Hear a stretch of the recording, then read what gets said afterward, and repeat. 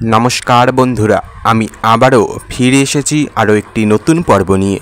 आजकेर এই पर्वे आमी आलोचना करते चलेছি बाबा लोकनाथेर 15टी बाणी जा आपनार जीवन बदले देবে।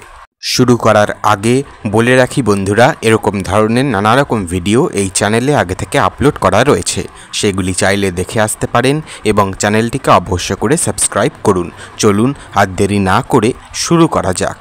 দেখুন বন্ধুরা, বাবা লোকনাথ একজন বিখ্যাত সন্ত ও দার্শনিক যার বাণী আজও মানুষকে জীবনের সঠিক পথ দেখায়। তার সহজ সরল উপদেশগুলি জীবনের বিভিন্ন দিককে স্পর্শ করে এবং আমাদেরকে একজন ভালো মানুষ হওয়ার পথ দেখায়। আজ আমরা তার কিছু বাণী নিয়ে আলোচনা করব যা আপনার জীবনকে নতুন মাত্রা দিতে পারে। প্রথমে রয়েছে সত্যবাদী হও। সত্যবাদিতা হলো একজন মানুষের সর্বশ্রেষ্ঠ গুণ। সত্য কথা বললে মন শান্ত থাকে এবং সমাজেও সম্মান পাওয়া যায়। মনে রাখবেন, সম্মান তৈরি করা যায় না, সম্মান কেড়ে নেওয়া যায় না, কিন্তু সম্মান পেতে লাগে নিজের কর্মের দ্বারা। তাই সত্যবাদী হন। দ্বিতীয়, অহিংসা অবলম্বন করো। হিংসা মানুষকে ধ্বংস করে দেয়। অহিংসা আধ্যাত্মিক উন্নতির মূল চাবিকাঠি। তৃতীয়, সেবা করো। অন্যের সেবা করলে মন প্রশান্ত হয় এবং আত্মসম্মান বৃদ্ধি হয়। ঈশ্বরকেও এর দ্বারা সেবা করা সম্ভব এবং ঈশ্বরও খুশি হন। চতুর্থ, সন্তুষ্ট থাকো। অতিরিক্ত লোভ মানুষকে অশান্ত করে। সন্তুষ্ট থাকলে মন প্রফুল্ল থাকে এবং নিজেকেও চেনার ক্ষমতা জন্মে যায় নিজের মধ্যেই। তাই যা আছে, যতটুকু আছে তাই আমাদের জন্য শ্রেষ্ঠ, তা নিয়েই বাঁচতে পারবো। তাই জন্যই এর চেয়ে অধিক ঈশ্বর আমাদের দেননি। যেটুকু আছে তা দিয়ে আমরা খুব সুন্দরভাবে জীবনযাপন করতে পারবো। এই কথাটি বুঝে নিয়ে, নিজেকে বুঝিয়ে নিয়ে ভালো করে মেনে চলতে হবে, তবেই একজন প্রকৃত মানুষ হওয়া সম্ভব। পঞ্চমে রয়েছে ক্ষমাশীল হও। ক্ষমাশীল হওয়া মানুষের মহান গুণ। ক্ষমা করলে মন হালকা হয়। আমরা কাউকে শাস্তি দেওয়ার কেউ নই।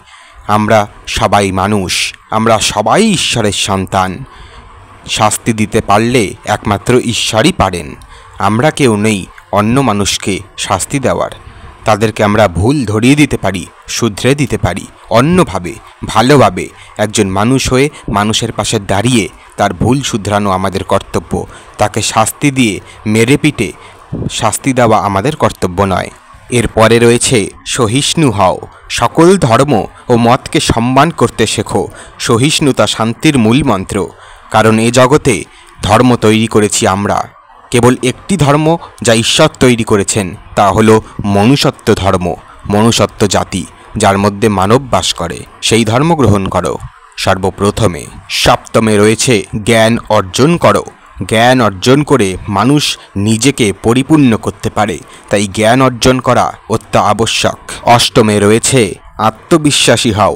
নিজের ওপর বিশ্বাস রাখো। আত্মবিশ্বাস সফলতার মূল চাবিকাঠি। নিজের ওপরই যদি তুমি বিশ্বাস হারিয়ে ফেলো, নিজেকেই যদি তুমি না বুঝাতে পারো, কঠিন সময় না সামলাতে পারো, তবে কি করে তুমি সফল হবে? তোমার সফলতার দরজা সামনে খোলা, কিন্তু সেই দরজার দিকে এগিয়ে তোমাকেই নিজেই যেতে হবে। নবমে রয়েছে ধৈর্য ধরো। কঠিন সময়ে ধৈর্য ধরতে শেখো। ধৈর্য সব সমস্যার সমাধান। যতক্ষণ না তুমি ধৈর্য ধারণ করছো, শান্ত হয়ে সব কিছু বিবেচনা করছো, তুমি সঠিক সিদ্ধান্ত নিতে পারবে না। তা নিতে তুমি ব্যর্থ হবে। যখনই তুমি তোমার মনকে শান্ত করবে, নিজেকে বোঝাবে, তখন দেখবে তুমি সঠিক পথে যাচ্ছ, সঠিক সিদ্ধান্ত নিতে সফল হয়েছো। দশমে রয়েছে কর্মযোগী হও। কাজ করতে শেখো। কাজ করলে মন প্রফুল্ল থাকে এবং জীবন সার্থক হয়। এরও সঙ্গে তুমি নতুন কিছু শিখতে পারো এবং আরও কিছু জানতে আগ্রহী হতে পারো, যা তোমার জীবনে চলার পথেই কাজে লাগবে। এরপরে রয়েছে সময়ের মূল্য বোঝো। সময় অমূল্য।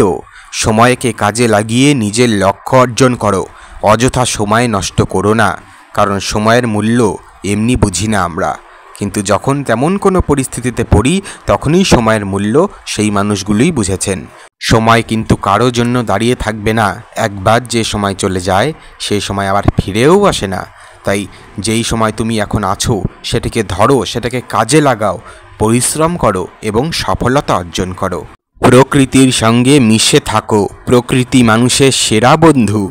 প্রকৃতির সঙ্গে সময় কাটালে মন শান্ত হয়। স্বাস্থ্যের যত্ন নাও, সুস্থ দেহে সুস্থ মন বাস করে। স্বাস্থ্যের যত্ন নিন। পরিবারের প্রতি দায়িত্বশীল হও। পরিবার হলো মানুষের সবচেয়ে বড় সম্পদ। পরিবারের প্রতি দায়িত্বশীল হন এবং ঈশ্বরে বিশ্বাস রাখো। ঈশ্বর সর্বশক্তিমান এবং সর্বোচ্চ। তাই ঈশ্বরে বিশ্বাস রাখলে মন শান্ত হয় এবং জীবন সার্থক হয়। বাবা লোকনাথের এই বাণীগুলি আমাদের জীবনের প্রতিটি ক্ষেত্রে সঠিক পথ দেখায়। এই বাণীগুলিকে জীবনে প্রয়োগ করলে আমরা একজন সুখী ও সফল মানুষ হতে পারি। আসুন আমরা সবাই মিলে বাবা লোকনাথের বাণীকে জীবনে বাস্তবায়ন করি। কমেন্ট বক্সে জয় বাবা লোকনাথ বলতে ভুলবেন না। আর হ্যাঁ, শুধু কমেন্ট বক্সে নয়, বলতে বললাম বলেই যে আপনি কমেন্ট বক্সে লিখে দিলেন তা নয়। সর্বক্ষণ সর্বসময় সর্বকালে সর্বজায়গায় নিজের মনে বাবা লোকনাথের নাম করুন, ঈশ্বরের নাম করুন, ধ্যান করুন। দেখবেন জীবনে অনেক ভালো আছেন, সুখী আছেন। আজকের জন্য এ পর্যন্তই বন্ধুরা। দেখা হচ্ছে পরের ভিডিওতে। সকলেই ভালো থাকবেন, সুস্থ থাকবেন, চ্যানেলটিকে সাবস্ক্রাইব করবেন। ধন্যবাদ।